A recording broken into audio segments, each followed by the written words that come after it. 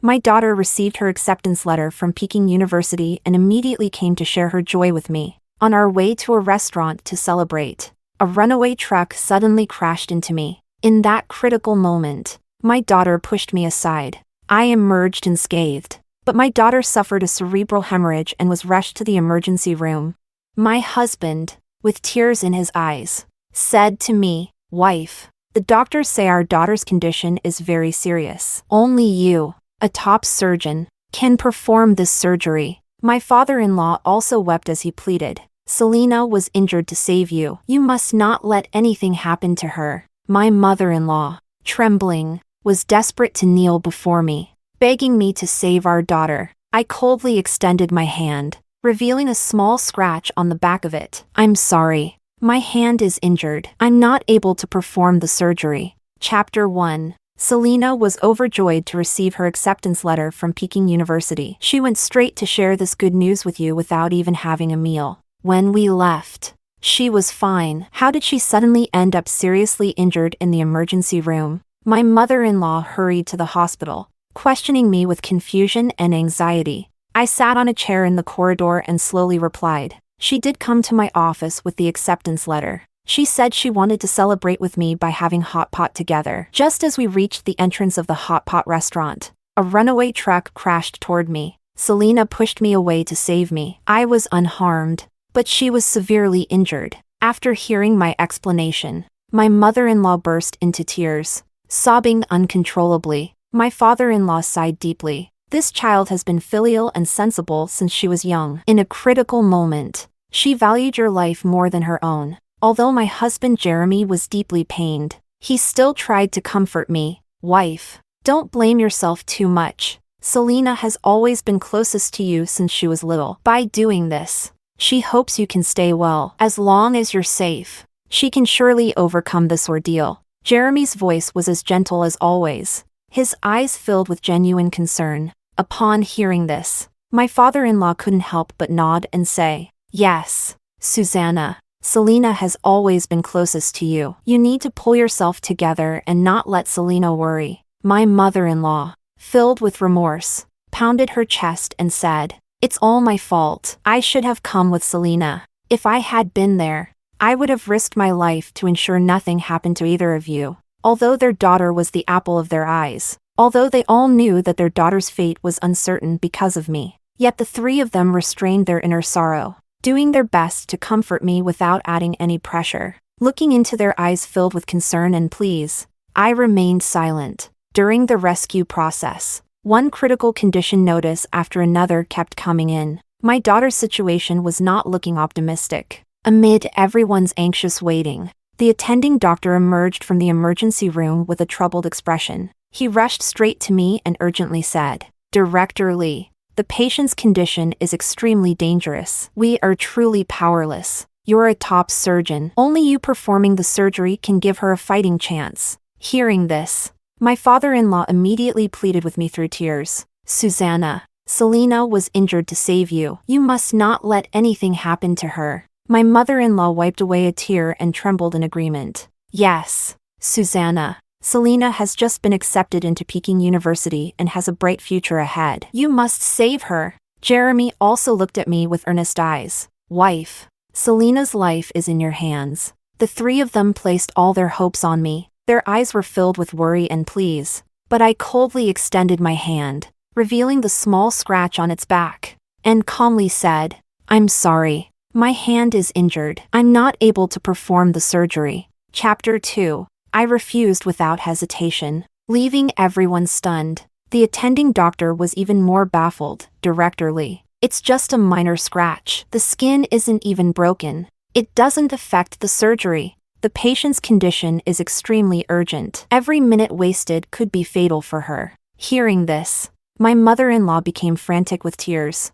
pleading with me, "Susanna, the doctors say your injury doesn't matter. Selina's condition can't afford any delays. Please go save her." My father-in-law, eyes red, also pleaded, "Susanna, Selina is your biological daughter. She was willing to risk her own life for you. Are you really going to watch her die on the operating table?" Jeremy looked at me with concern. "Susanna, are you injured elsewhere as well?" After saying this, Jeremy carefully examined me, seemingly convinced I was hiding something, but I remained indifferent, coldly responding, "No need to check, since Selina saved me in time. I'm perfectly fine." Hearing this, Jeremy became agitated. "Then why aren't you saving Selina? Don't you know how considerate and loving she is? She received her acceptance letter and the first thing she said was that seeing you would make her very happy. So she couldn't wait to come find you. She put her life on the line to save you.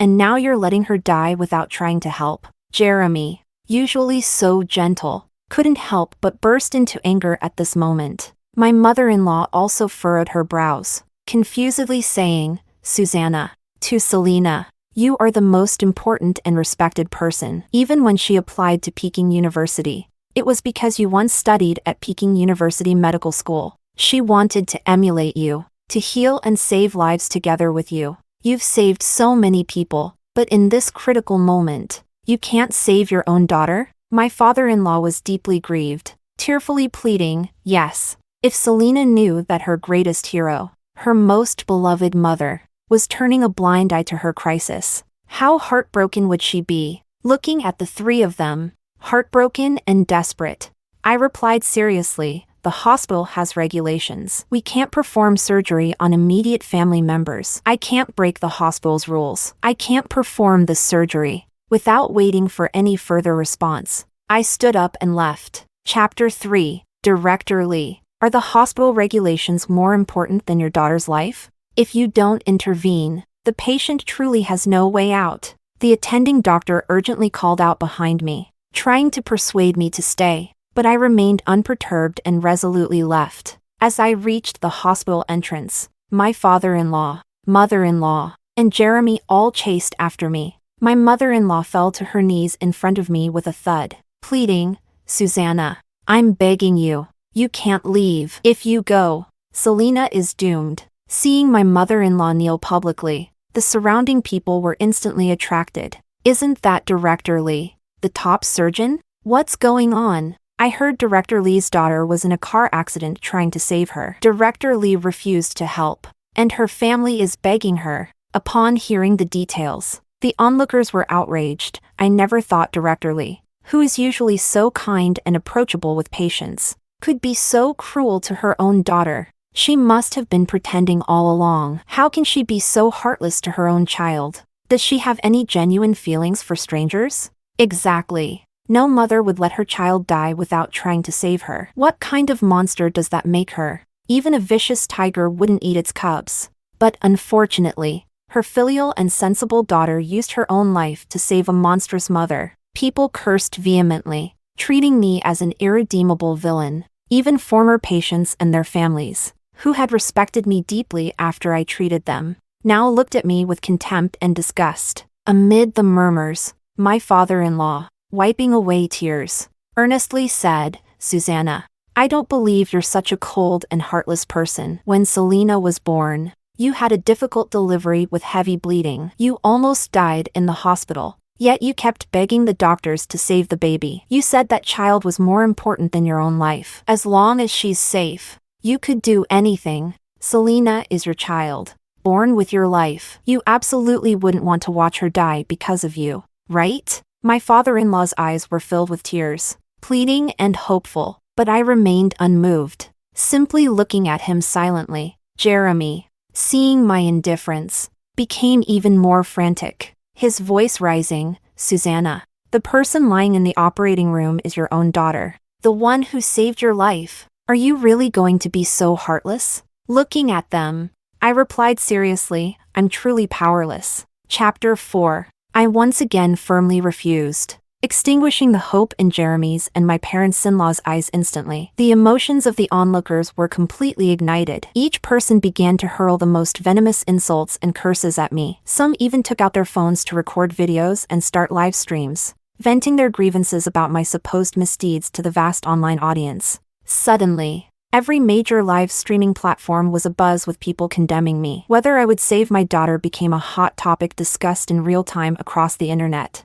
She should have saved her daughter earlier if she wanted to. Why is she waiting until now? Look at her indifferent face. It's obvious she's heartless. If I hadn't been watching the live stream, I couldn't have imagined such a mother existed in this world. Her daughter was fighting for her life to save her, and she's acting like nothing happened. It's disgusting to watch. The entire internet was filled with curses against me. Bystanders were furiously throwing eggs and rotten vegetables at me. I stood there like a sacrificial lamb amidst a pile of garbage, enduring endless insults. Jeremy's emotions also reached their peak. His gaze toward me no longer held the previous warmth and love, replaced instead by sheer anger. Susanna, I'm asking you one last time. Are you going to save Selina?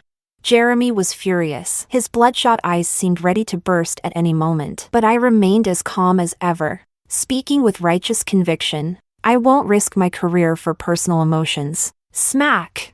As soon as I finished speaking, Jeremy couldn't hold back any longer. He slapped me hard across the face. So your so-called career is more important than your own daughter's life? Susanna, I can't just watch Selina die in the emergency room. Today, you must save Selina. If anything happens to her, I'll make sure you pay for it. With that, Jeremy forcefully dragged me toward the emergency room, pulling me roughly along with him. My parents-in-law followed closely behind. The surrounding crowd cheered and captured the scene live with their cameras. The live chat erupted with comments as Jeremy finally showed his resolve, with many viewers expressing satisfaction. The entire atmosphere at the scene was ablaze. However, as Jeremy dragged me to the entrance of the emergency room, the door suddenly swung open. The attending doctor emerged, sighing deeply. The patient could not be saved and has passed away. Under the shocked gazes of everyone present, our daughter's lifeless body was pushed out. Jeremy and my father-in-law immediately rushed forward,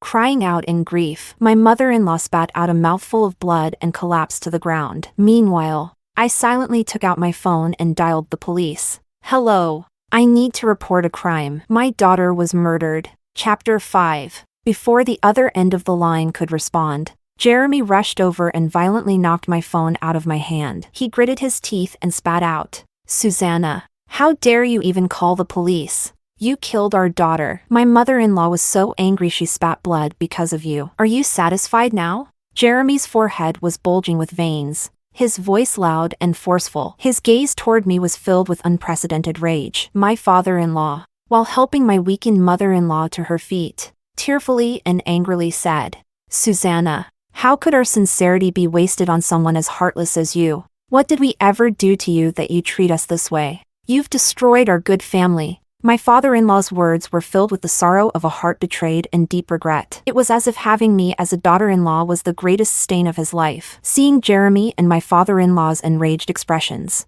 the onlookers were swept up in the frenzy. That bitch killed her own daughter and still dares to call the police? Is she trying to report herself?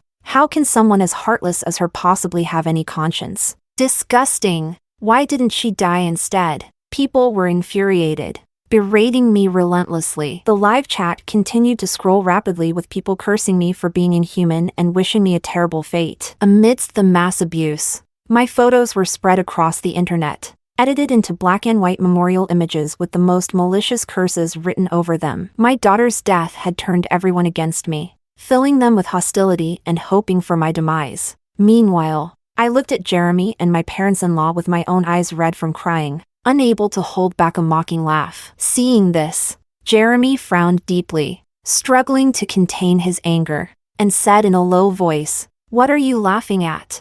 Our daughter is dead. And you're still laughing? After a moment of hesitation, my mother-in-law weakly spoke up, looking at me with tear-filled eyes. What a sin! My Selina, how could you have such a cold and heartless mother? Our entire family has been ruined by you. An ungrateful daughter-in-law. Our own daughter is dead. And you, as a mother, can still smile. My mother-in-law was heartbroken, feeling wronged for Selina and disappointed in the trust they had placed in me. Seeing her cold and indignant expression, I laughed. Stop pretending. Hearing this, Jeremy became even more furious. Pretending? He pointed at our daughter's corpse. Filled with hatred, Selina's body is right in front of you. She sacrificed her life to save you, and you don't shed a single tear for her. Instead, you think our grief is just an act? Susanna, you're a ruthless beast. You don't deserve to have a wonderful daughter like Selina. Jeremy's anguished roar resonated with all the onlookers, and everyone began to join in the verbal assault. The live chat was merciless, unleashing the deepest malice upon me, facing the hateful gazes that seemed to wish for my bones to be ground to dust. I lifted the corners of my mouth slightly, a sly smile forming. Then, I did something that shocked everyone. Chapter 6. Under the gaze of everyone present, I raised my hand and slapped Jeremy hard across the face. Smack!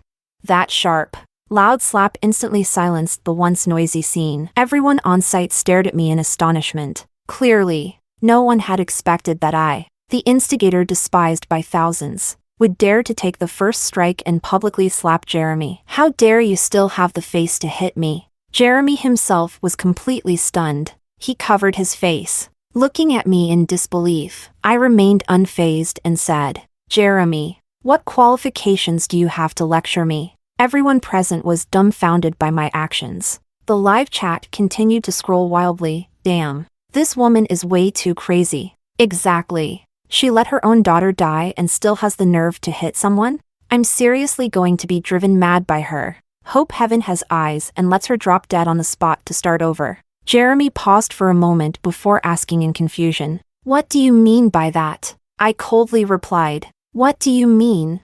Jeremy, have you and your parents treated me right? Without hesitation, Jeremy responded, What have we done wrong to you? For so many years, I've always fulfilled your requests, never said a harsh word to you. My parents have treated you like their own daughter, showering you with love and protection. When you were pregnant and had severe morning sickness, my mother secretly wiped away tears out of heartache every time she saw you suffer, finding every way to help you recover and improve your appetite. My father also kept the house meticulously organized for you. Whatever flowers you liked, he planted them one by one in the garden just to brighten your mood. So tell me, what exactly have we done wrong? Jeremy spoke every word with genuine emotion and tears in his eyes. His heartfelt grievances moved the onlookers deeply. One by one, they began to curse me. This woman is so ungrateful. Her family has treated her so well, and she still turns against them, blaming others for her wrongdoings? Exactly. She enjoys all the blessings and commits all the wrongdoings, then blames her family for not covering up her crimes? If you want to keep something a secret, you just have to stop doing bad things. You've done so many wrongs and still expect paper to cover them up? Exactly. How can a dutiful and obedient daughter be allowed to die because of you? Are you even human? Disgusting. Her daughter shouldn't have saved her. The live chat continued to condemn me as something inhuman. I ignored everyone's insults and deeply said to Jeremy, We've been married for over 10 years. When you said you wanted to take care of our daughter, I worked alone outside to create a comfortable environment for you and her. When you said you were worried about your parents living in the countryside, I brought them to live with us. For so many years, I've devoted all my energy selflessly, ensuring that our family never lacked food, clothing, or was plagued by illness. But what about you? How have you treated me? I questioned vehemently, making Jeremy's face show a hint of guilt, but he quickly regained his composure. What have we done to you? We've treated you more than well. Aren't we the ones who let you stay at home as a rich housewife, not getting your hands dirty? What more do you want from us? Marrying me made you a part of our family. Aren't these the things you should be doing? Do you want us to kneel every day because of your little favors? My mother-in-law also tearfully lamented, Susanna, although we all live under the same roof, we haven't affected you in any way. On the contrary, we've taken care of you in every possible way, treating you better than ourselves. For so many years, we've poured our hearts into helping you, not just with hard work but also with our struggles. Why are you so disdainful of our entire family? Looking at my mother-in-law's heartbroken expression, I couldn't help but let out a cold laugh and directly said, A family? But you guys aren't even a real family. Chapter 7. My words caused an immediate uproar among everyone present. What did she mean by that? Are they not a family? Don't know. Is there something fishy going on here? Amid the discussions, Jeremy and my parents-in-law showed signs of panic. At that moment, my father-in-law seized the opportunity to speak. Susanna, what nonsense are you spouting? Jeremy is our child. Aren't we a family? Just because we've exposed your cold and heartless true nature, are you now going to turn against our entire family? Not only did you kill Selina, But you also want to destroy our family's relationship to shift the focus? How can your heart be so cruel? My father-in-law spoke convincingly, his tone a mix of disappointment and resentment, as if he couldn't believe I was behaving this way. I looked at him indifferently and mocked him. Am I heartless? Open your eyes and see what's happening here. How dare you claim to be a family? With that, I presented the NDA report proving that Jeremy and my parents-in-law were not biologically related, right in front of the onlookers and the live streaming cameras. Seeing this, the live chat flooded with comments. This son really has no blood relation to his parents. Not being blood related isn't something shameful, right? Yeah, I'm adopted by my parents. It's perfectly normal. So why were they so quick to defend themselves just now? The onlookers also gave Jeremy and my parents-in-law puzzled looks, under everyone's suspicious gazes. My father-in-law earnestly explained, Jeremy is indeed not our biological child, for various reasons. My wife and I couldn't have our own children, so we adopted Jeremy. We were worried people would look at Jeremy differently, so we kept it a secret all along. My mother-in-law continued, every family has its own struggles. We couldn't just go around saying we adopted a son, right? Besides, we've treated Jeremy as our own son for so many years. Does having a blood relation matter that much? With tear-filled eyes and a heartbroken expression, my parents-in-law's sincere and pained demeanor caused everyone to nod in understanding and admiration. However, Jeremy glared at me fiercely and spoke sternly, Susanna, even if I'm not biologically your son, so what? For so many years, they've devoted themselves to me, giving their hearts and souls. They've been completely honest and open with you and Selina. Selina is your biological daughter. How could you treat her like this? You killed her to protect your job. Hearing this, the onlookers and the live chat once again turned their anger towards me. Exactly. Even without a blood relation, they treated their adopted son and granddaughter so well. But her biological mother is unbelievably cold-hearted. Look at her shameless face. She's clearly no good. Exactly. No matter what, her daughter is her lifesaver. As a mother, she killed her own daughter and remains so calm, it's worse than a beast. No matter how much she tries to cleanse her image, it can't change the fact that she's a monster. My father-in-law let out a deep sigh, shaking his head sadly. Susanna, if you're unhappy with us because of these reasons, just say so. We can leave and not burden you. Do whatever you want. But you can't take out your anger on Selina. She's innocent. You've really disappointed us too much. Seeing my father-in-law still acting so considerate and magnanimous, I let out a cold laugh and said, disappointed? I pointed at our daughter's corpse and sternly said, the one who should really be disappointed is that the one who died here isn't me, right? Chapter 8. With those words, a faint trace of guilt and astonishment flashed across my parents-in-law's faces. The crowd widened their eyes in confusion under everyone's puzzled gazes. Jeremy cleared his throat slightly and, pretending to stay calm, glared at me. Susanna, have you had enough? First, you killed Selina. Then you blame us for not being your biological parents. Now you're even saying things like you hope we die. How outrageous! Are you trying to drive everyone who treats you well to their deaths with all the scheming? With Jeremy taking the lead, my mother-in-law reverted to her previously loving yet sorrowful expression. Susanna, over the years, everyone has seen how well we've treated you. Even a simple cough from you makes me heartache. How could we ever wish for your death? Seeing their hypocritical demeanor, I took out a life insurance policy. You even bought a hefty insurance policy for me. Still claiming you weren't hoping for my death? Seeing the insurance in my hand, the expressions on their faces changed instantly. My father-in-law was the first to react. Feigning innocence, we saw other parents buying insurance for their children, calling it a form of protection, so we bought it for you too. How is that harming you? We just wanted to do something for you. My mother-in-law nodded repeatedly, adding, yes, we're getting old and don't understand these things. Is buying insurance for your own good really wrong? Seeing their sincere faces, the onlookers couldn't help but feel angry and dissatisfied, as expected.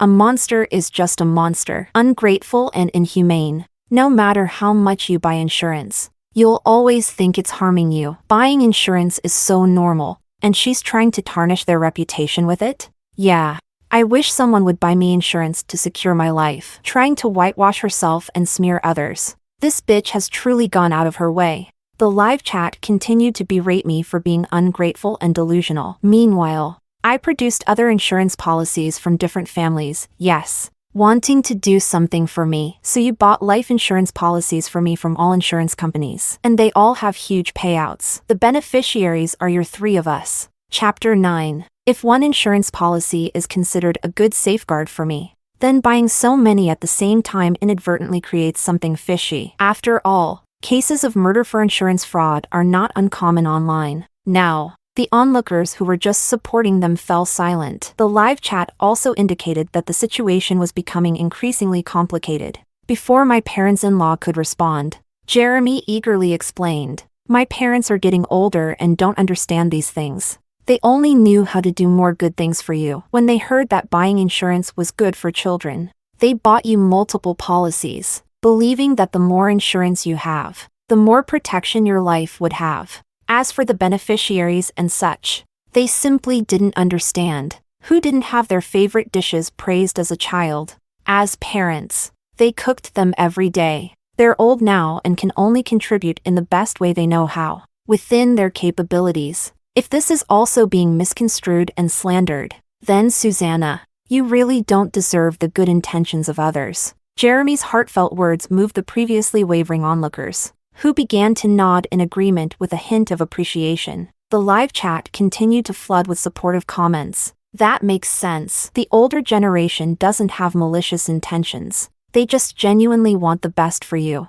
My grandma did the same, knowing I love free-range eggs. She stocked up a whole jar, and every time I come home, she cooks them for every meal. My mom even bought a bunch of health supplements, saying she was saving them for when I returned. The love from elders is pure. They feel they can't do much, so they try to do everything within their capacity. Yeah, it's too much to ask her to appreciate us when she's being so unreasonable and twisting our good intentions. She's a heartless beast. Even passing dogs would be cautious around her. Poor parents. So kind-hearted all their lives, and almost tarnished by this beast's malicious reputation." The public sentiment shifted dramatically. Everyone's eyes toward me became filled with malice once again. I faced Jeremy directly and smiled. "Since they tried their best to do good for me within their capabilities, then why did you guys hire thugs to kill me after buying me these hefty insurance policies?" Chapter 10. My calm retort left everyone present dumbfounded and in disbelief.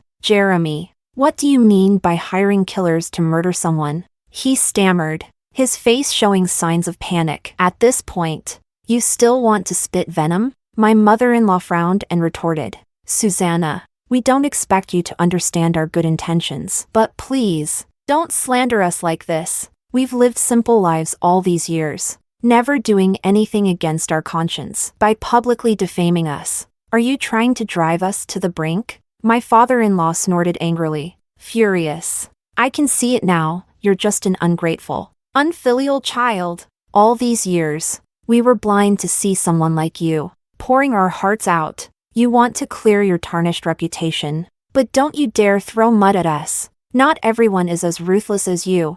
I believe the eyes of the crowd are clear. They won't believe just your side of the story." Hearing this, the onlookers who were once wavering now firmly nodded in agreement. Exactly. Without any evidence, no one would believe a black-hearted unfilial person like her. They chimed in, "How can a beast who doesn't care about her own daughter have any humanity? She killed her own daughter and still wants to tarnish her husband and parents-in-law. She truly deserves to die." The live chat continued to roll with accusations, claiming I had no evidence and had recorded my slanderous statements, preparing to sue me. Seeing everyone unanimously siding with them, Jeremy and my parents-in-law's eyes flashed with a faint trace of smug satisfaction. However, at that moment, a large group of police officers surged in. "We received a report saying someone is intentionally trying to commit murder here," one officer announced. I approached the police and earnestly said, "I reported it myself," pointing at Jeremy and my parents-in-law. I continued, "They bribed the truck driver to try and run me over for insurance fraud." I explained the entire situation to the police and submitted the evidence of their hired murder. Seeing me confront them in front of the police and present the evidence, Jeremy and my parents-in-law panicked once more. The onlookers and live chat began to reconsider my words, looking at us with very complex expressions. The police officer, while taking the evidence, pondered for a moment before saying, "Since your husband isn't the biological child of your parents-in-law, why did the three of them, after treating you so well for all these years, suddenly decide to kill you for insurance fraud? What have they been scheming for all these years?" Not only the police, but the onlookers and live chat were also confused. They couldn't understand why Jeremy and his parents waited so long to kill me. Under everyone's puzzled gazes, I calmly continued, "Because my parents-in-law have another daughter who has been paralyzed for many years. Recently, their daughter found a treatment that could potentially cure her, but it requires exorbitant medical expenses. So, they decided to target me. By killing me, they could collect the massive insurance payout, save their daughter, and finally have a reunited family." Chapter 11. Upon hearing this, everyone present sighed deeply. So they actually have a biological daughter? If that's true, then these parents-in-law aren't as simple and kind-hearted as they appear on the surface. Yeah, isn't this just exchanging someone else's life for their own daughters? The live chat also exclaimed that this twist was unexpected. Meanwhile, Jeremy and my parents-in-law looked at me with shock on their faces. Clearly, they didn't expect that I knew all of this. After all these years, they had kept their daughter well hidden. Although shocked, Jeremy still tried to stay calm and spoke up. "Even if what you're saying is all true, so what does that have to do with you not saving our daughter? Is this your reason for being a heartless mother?" Seeing Jeremy still so confident, I let out a cold laugh and sarcastically said, "Our daughter? Jeremy, aren't you feeling guilty when you say that? You always said you had fertility issues, so you kept urging me to go to the hospital for IVF. In reality, what you wanted was for me to be a surrogate mother for you and their paralyzed daughter, wasn't it?" Hearing this, Jeremy widened his eyes, feigning shock, and said, "What? What nonsense are you spouting? Even though I'm not your biological son, I'm no different from a real son. How could I possibly do such a thing?" I snorted lightly. "Stop pretending. Our son was just an excuse you lied about to the outside world. In reality, you and their daughter were childhood sweethearts. After their daughter became paralyzed, you moved into their home, living with her parents, filial to them while accompanying and caring for their daughter. And I was just a pawn you brought in to cover your tracks. You married me just to use me as a tool, to have me bear children for both of you, didn't you?" My words once again left everyone present in utter astonishment. The live chat went into a frenzy, scrolling with comments like, "Wow, so that's how it is. Looks like these three aren't good people at all. Yeah, deceiving and using someone to have children for them is bad enough. But now they also want to murder for insurance fraud? That's too much. I was just defending them, but now thinking about it, it's terrifying." Exactly. Making everyone almost become their weapons for hurting others. Amid the crowd's hateful gazes, Jeremy gritted his teeth and looked at me. "So, you knew all of this from the start? That's why you deliberately didn't save Selina?" I nonchalantly said. "Exactly." Upon hearing this, Jeremy instantly flew into a rage. "You bitch. You deliberately killed my and Diana's daughter. I'm going to kill you." With that, Jeremy lunged at me fiercely, but the police were quicker, restraining him on the spot. Jeremy was pinned to the ground, looking at me with hatred, snarling, "Susanna, you bitch. You knew Selina wasn't your direct relative, yet you still chose not to save her when she was about to die. Are you fit to be a doctor? You murderer, destined to carry a lifetime of infamy. You deserve to die more than any of us." I gave a calm smile.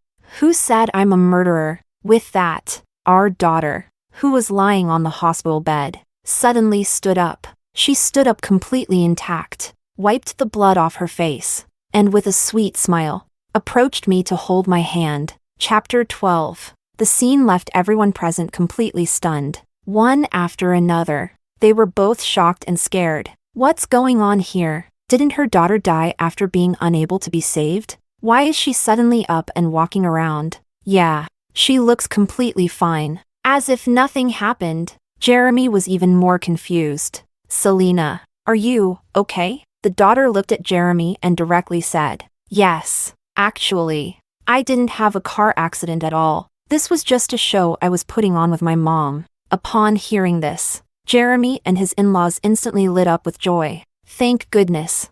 Thank goodness. Jeremy and his parents excitedly rushed toward the daughter, wanting to hug her, but the daughter frowned, her face full of rejection as she hid behind me. Her eyes were filled with suspicion as she looked at them. Seeing this, the mother-in-law was stunned. Selina, come here. Susanna isn't your mother. We are your real family. The father-in-law also smiled in a way that tried to please, saying, yes. Selina, come here. Don't stay with her. Susanna is a cold-blooded beast. Don't get too close to her. The daughter lightly laughed and called out to her grandparents. I only have one family member, and that's my mom. Seeing the daughter's response, everyone on the scene was completely dumbfounded. The live stream was flooded with confused comments. Didn't they say this kid was their biological child? Why does it seem like she doesn't know them at all? Jeremy also glared at me with a cold expression, gritting his teeth and saying,